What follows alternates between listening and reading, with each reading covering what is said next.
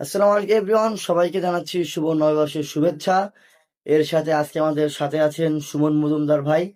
তো দাদা, আপনাকেও জানাচ্ছি শুভ নববর্ষের শুভেচ্ছা। আপনাকেও শুভ নববর্ষ।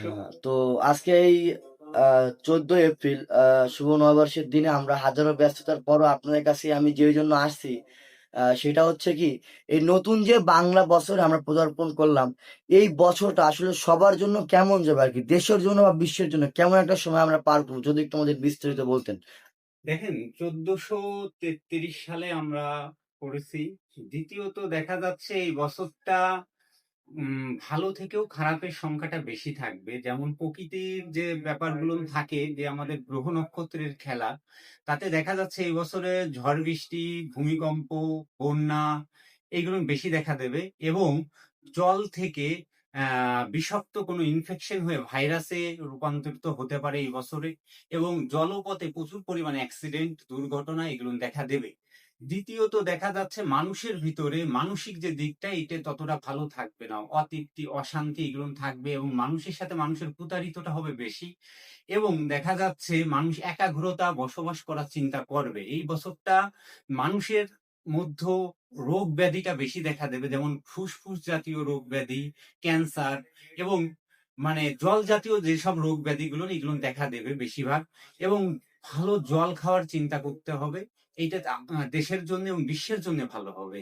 দ্বিতীয়ত দেখা যাচ্ছে এই বছরে বৈজ্ঞানিক ফর্মুলায় কিছু জলপথে অনেক কিছু নতুন কিছু আবিষ্কার হবে, যেটা মানব জাতির জন্য খুব উপকৃত হবে।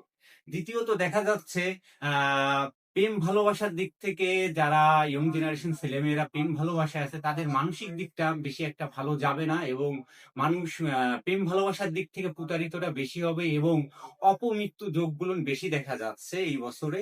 এবং আমি প্রতিটা বাবা মাকে বলবো তার শিশু সন্তানদের সাবধানে রাখতে। জল থেকে বিপদটা বেশি দেখা যাচ্ছে। গ্রহ নক্ষত্র এটাই বলতেছে এই বছরের জন্য। অসংখ্য ধন্যবাদ আপনাকে এত সুন্দর একটা পরামর্শ দেওয়ার জন্য। আর সত্যি কথা বলতে, ভিডিও ভিতরে আমি একটা কথা বলি, দুদিন আগে আমাদের এক বড় ভাই একটা ছোট একটা মেয়ে পানিতে পড়ে মারা গেছে, এটা একদম লিগাল কথা, মানে এই দুদিন আগে।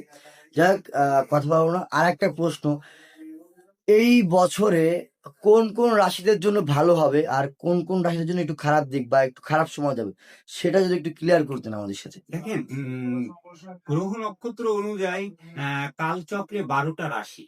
তা 12টা রাশির ভিতরে 3টে রাশি খুব বেশি ভালো যাবে। তার মধ্যে হলো বৃশ্চিক রাশি, মকর রাশি, মীন রাশি। দ্বিতীয় পর্যায়ে যাবে হলো মেষ রাশি, মিথুন রাশি, বৃষ রাশি, কন্যা রাশি, তুলা রাশি। আর বেশি খারাপের দিকটা যাবে হলো কর্কট রাশি, সিংহ রাশি, ধনু রাশি, কুম্ভ রাশি। এদের জন্য অনেক সংগ্রামী লাইফ যাবে এই বছরটা। যদি তাদের জন্মকালীন সময় যদি চন্দ্র যদি ভালো থাকে, তাদের জন্য ভালো যাবে। আর চন্দ্র যদি অশুভ নিয়ে জন্মগ্রহণ করে, তাদের জন্য এই বছরটা খুব সংগ্রাম জীবন যাবে। যদি কর্ম যদি ভালো থাকে, সঠিক কর্ম যদি কেউ করতে পারে, তাদের জন্য ভালো যাবে। এইটুকু আমি আপনারা বলতে পারি এই বছরের জন্য। কিন্তু এই বছরটা খুব একটা সংগ্রামী বছর করতেছে। এটাই আমার গ্রহ নক্ষত্র এটাই বলতেছে। অসংখ্য ধন্যবাদ আপনাকে আমাদের এত সুন্দর প্রশ্ন উত্তর দেওয়ার জন্য আমাদের মাঝে আর অডিয়েন্সদের মাঝে। তো আপনাকে ধন্যবাদ জানাচ্ছি, আবারও শুভেচ্ছা জানাচ্ছি শুভ নববর্ষের। আহ, আর আপনারা সবাই যারা আর কি খুব হতাশার ভিতরে আছেন, দাদার কাছে আসতে পারেন। আজকের ভিডিও এই পর্যন্ত। ইনশাল্লাহ সামনে আবারও কোনো একটা ভিডিও নিয়ে দাদার সামনে আমরা উপস্থিত হবো ইনশাল্লাহ। আসসালামু আলাইকুম।